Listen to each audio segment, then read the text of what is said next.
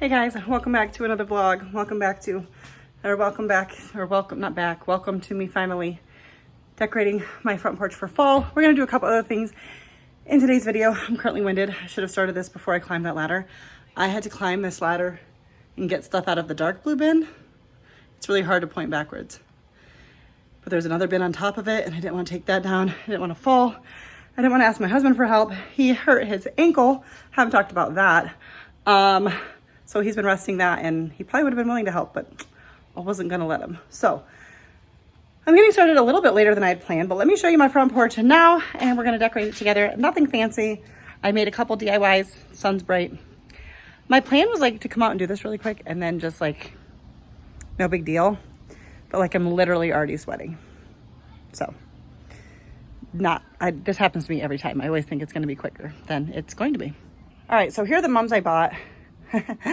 I literally thought I bought two multicolored ones and instead I bought a burgundy or maroon or whatever and the orange. They were not bloomed at all when I bought them, so I was wrong, but we'll figure that out. Anyways, here's my little bit of patriotic.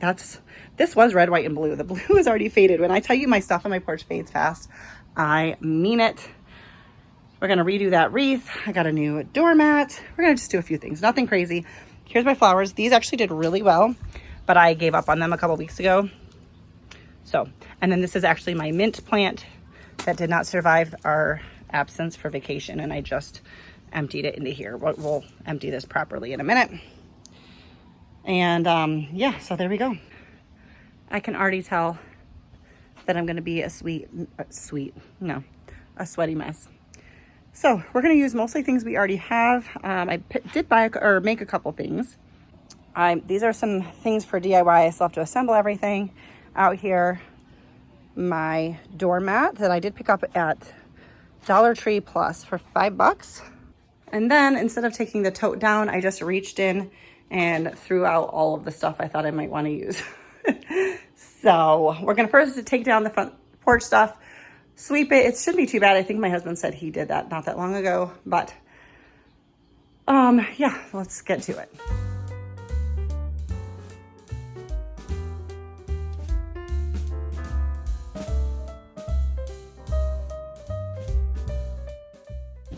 I'm not sure if that is a dust ring or a sun faded ring, but either way, this was the original color.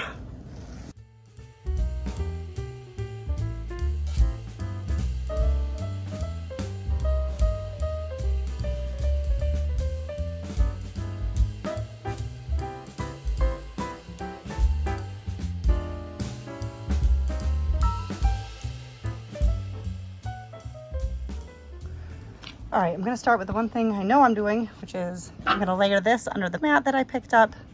I have the red and white one and this black and white one. The red and white one definitely got faded, but I can still use the flip side of it next time I need it, whether it be for Christmas or another time. But I also have this one, so I like to have these to layer, and then I get, not that these were expensive, but I get really inexpensive ones to go over top of it, and then you don't have to get as big of a one. Anyways, really a budget-friendly way to do it. I did also take down the wreath. I forgot to do that earlier. Just cleaned the window, and over here was pretty clean. So like I said, I think my husband recently did that, so I'm out of breath. Let's try to get this put together. Got a small hay bale that I've used and saved for a couple years now, and it's held up well. It has not gotten moldy or anything like that, so let's hope that's the case this year. It is messy, but I like the look of it. So we're gonna try to put it down just one time. Sorry for the horrible lighting. So this is a DIY, and the stake that goes in there, the thing broke off when I was trying to trim it down, and I need to reattach it, but I'm gonna need to use E6000, which takes like 24 hours to see it to set. So sorry, my hand is shaking. So I will show an after shot, like maybe it'll be at the end of this segment or not, but it's gonna have to be taken tomorrow. So got some stuff to put on the hay bale, and my hand is shaking and I don't know why.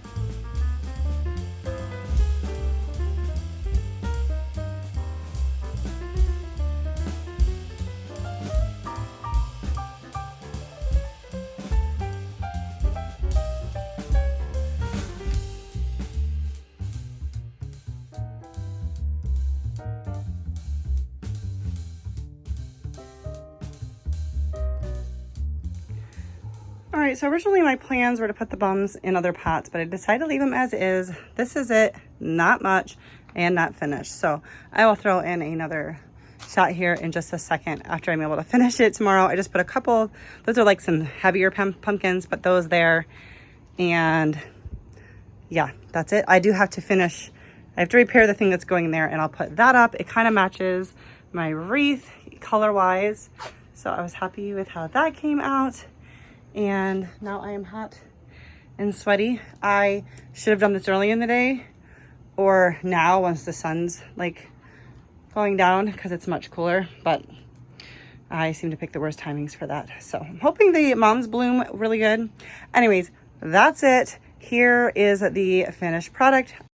All right, guys, so here is the finished porch. I almost bought some real ones today when I was out for some little pumpkins, but I couldn't bring myself to spend the money on them when I'm just gonna have to throw them out while they're perfectly good in just a couple of months. So I went with the fake ones. I know real ones are better, but I just can't justify spending that kind of money. I guess I just don't care enough to make it worth it. So if you do, go for it. And then here is this side. This is how my little DIY came out. The mums are starting to look really good. And there is the wreath. All right, I'm inside, obviously, showered, maybe less obvious. My freezer's making noises. I am cooking dinner. We're just gonna cook up some taco meat, and we're gonna have some, sorry, wasn't paying attention to the camera. We're gonna have some taco nachos, super simple dinner tonight. And then I've got two things I'm hoping to make tonight, or do tonight. Make, I guess, technically. There's like a homeopathic immune support, homeopathic, I don't know what the proper term is, that I'm planning to put together. And then I've been really snacky lately, so the snack I want to make. So a lot out of sorts. It's 8 o'clock, so we'll probably be eating like 8:30, 8:45. Maybe less than that. Doesn't take that long, but we're gonna try to have a productive evening. I just started my first load of laundry for the day. Like, I don't know. I didn't do things in the right order today, but they're getting done. First thing I did today was pay bills, and that was on my mind. So I guess the things that really needed to get done, got done right away. I wouldn't let myself go on with anything else till I did it, because typically I procrastinate that stuff till the end of the day, even though it doesn't take very long. Anyways, so we're gonna get dinner going. Well, I've got dinner going. And then we'll get on to some more, at least stuff that I think is fun. We'll see if you think it's fun. We like to do sheet pan nachos. Got a baking sheet lined with parchment paper. I'm going to lay down a layer of chips. It is helpful to have whole chips, not a bunch of broken ones.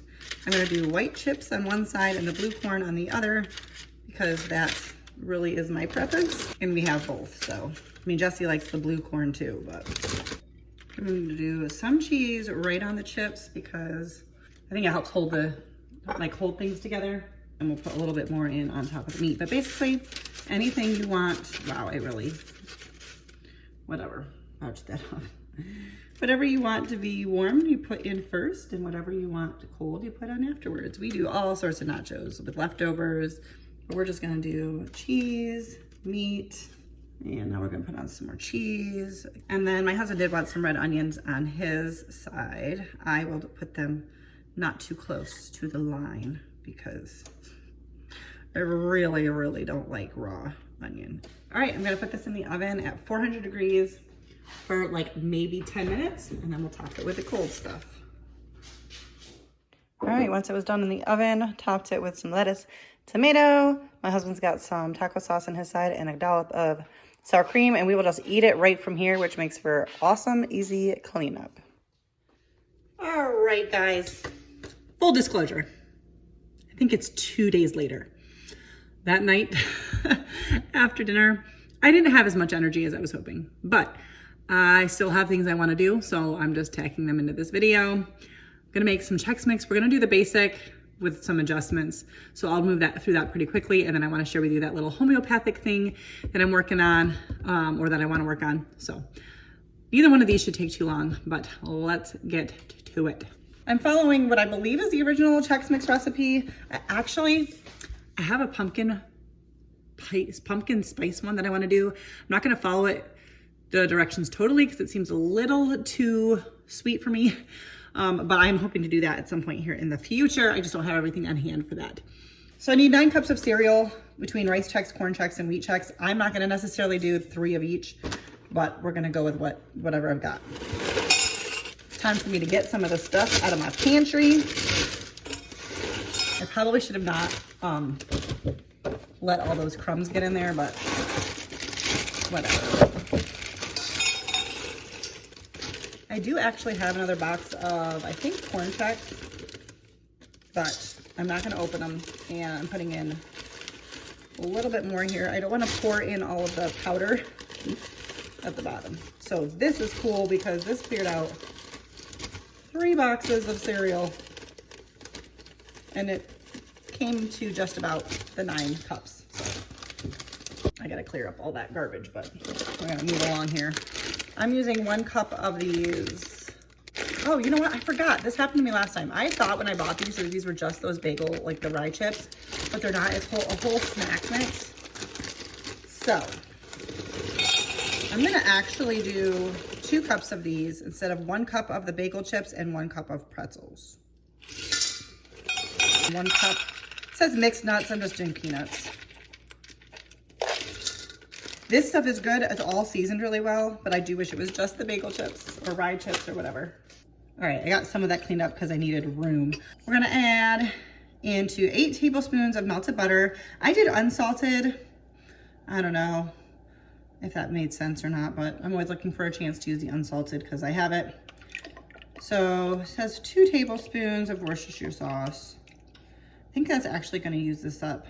All right, so the recipe calls for seasoned salt, which I don't have, but some of the things that are in seasoned salt is like garlic powder, onion powder, paprika. So anyways, I'm gonna do a combination of things, but all together. I'm gonna just try to do the same amount of seasoning all together, which would be 2 3/4 all together. So if you are a measurer, you're not gonna enjoy this, but ooh, I almost lost that top into that butter. So I'm doing salt, paprika, garlic powder, onion powder. Mix all that together. I mean, that looks pretty flavorful. Let's pour this over top. I don't know why this is something that like every time I want to make it, takes me like forever to get around to it. It's like seriously incredibly quick to make. I mean, it takes a little bit of time in the oven, but you just want to pour that over top and give it a good toss. All right, so I spread this out on 2 baking sheets just to make it easier because you're gonna wanna stir it. So putting it in the oven at 200 degrees for about an hour, stirring every 10 to 15 minutes, and then you let it cool. That is it. All right, I'm finally getting to this honey garlic thing. So I have myself a jar. It's actually a really cute jar. This was, I can't remember what was gifted to me in this. And I've got some, you need raw honey. I'm gonna cover up. Not that it's actually that close to me, but the location. I already had this on hand, and some organic garlic. Now, I'm gonna link a video to Tiffany from Small Town Life, My Small Town Life. I'm gonna link her video.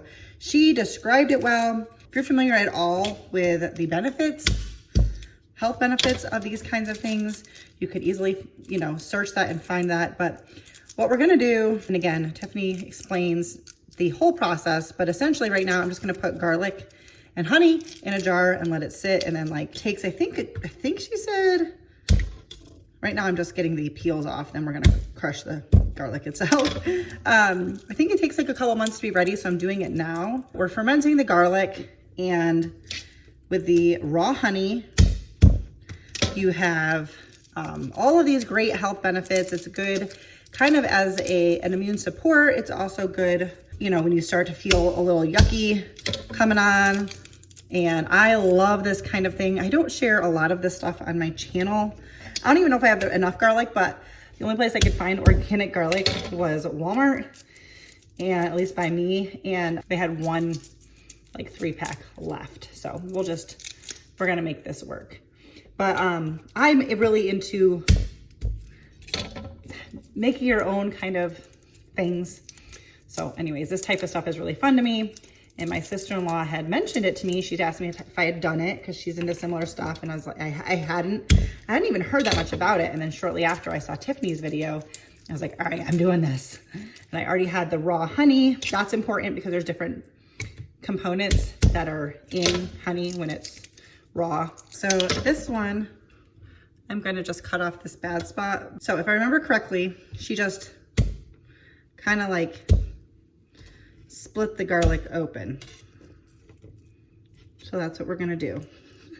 I've never made my own elderberry syrup, but that's something else that I wanted to do.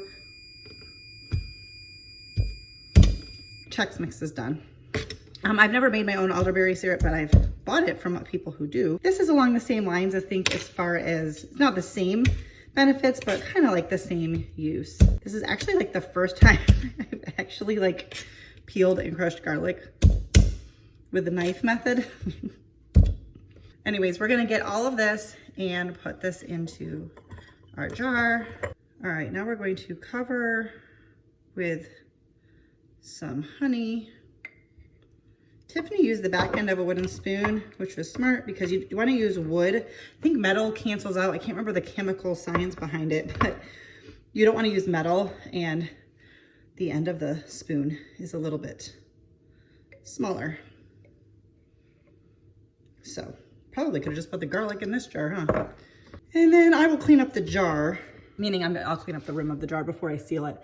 I will leave the instructions to Tiffany because I don't want to mess it up, but I thought I'd share it with you in case you're into that kind of thing or you're curious.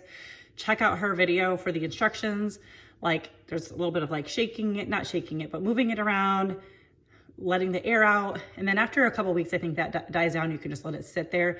You can just take the honey, you can cook with it. You can eat a clove of garlic when you start feeling sick. And anyways, I'm really excited about this. I actually think I'm gonna pour the rest of the honey, which now makes me think like, why didn't I just do this whole thing in the honey jar? Because this seems like such a waste. But I know you want the garlic fully submerged. I actually thought I wasn't gonna have enough garlic, but maybe I do. I don't know that there was exact like measurements. So for my own sake, to make sure I can keep track, I'm gonna just put a piece of tape on here. I could just write on the lid itself, but I don't want to. So I need to actually check the calendar because I don't know what today's date is. But that way I can remember when I started it. But there it is. And this is gonna be a really great homeopathic way to fight off the summer yucky or winter yuckies. I mean, you could use it all year round. You have to keep moving it around initially, like the first few weeks, because you want the garlic to be like submerged. So I think like this is common that it comes to the top, but I'll have to watch her video again for a follow-up. But yeah, there you go.